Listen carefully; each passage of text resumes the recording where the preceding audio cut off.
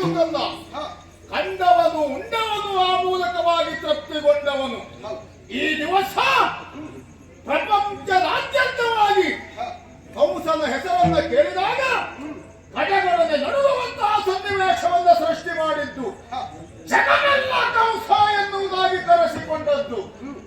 ನನ್ನ ಕೀರ್ತಿ ಅಲ್ಲದೆ ಇನ್ನೇನು ಹೇಳು.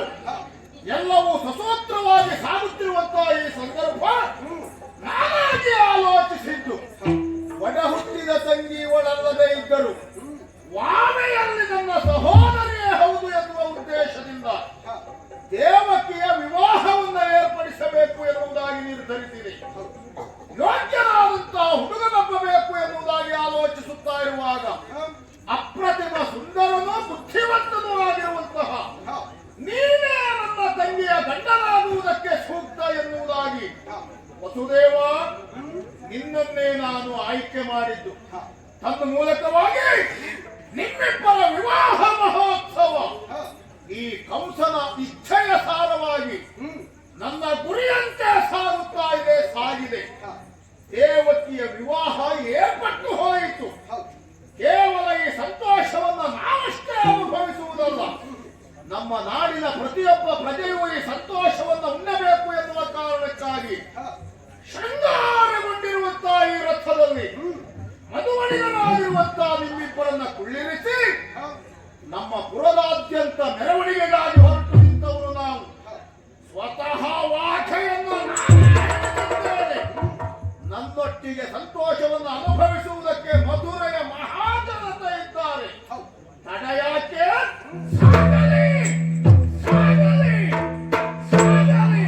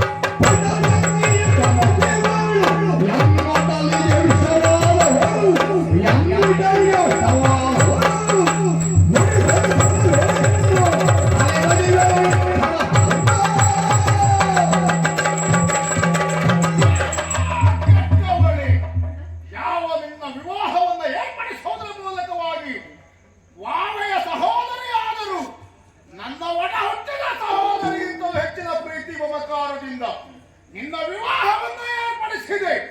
ಆ ಸಂತೋಷವನ್ನು ಉಣ್ಣುವುದಕ್ಕಾಗಿ ಅನುಭವಿಸುವುದಕ್ಕಾಗಿ ಈ ರೀತಿ ಮಧುವಣಿಗರ ಮೆರವಣಿಗೆಗೆ ಹೊರಟಾಗ ಕೇಳಿಸಿದ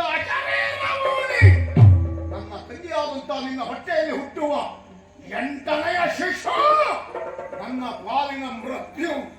ಆ ನಿನ್ನ ಉದರದಿಂದ ಹುಟ್ಟುವ 8ನೆಯ ಮಗುವಿನಿಂದ ಮರಣ. ಹಠ ತಂಗಿಯೇ ಎನಗಿವಳು.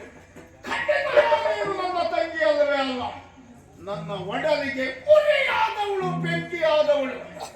ನೀನು ಬದುಕಿದ್ರಲ್ವ 8ನೆಯ ಶಿಶು ಹುಟ್ಟುವುದು, ನನ್ನ ಗಂಟಲನ್ನ ಕತ್ತರಿಸುವುದು ಆಗದು ಆಗದು.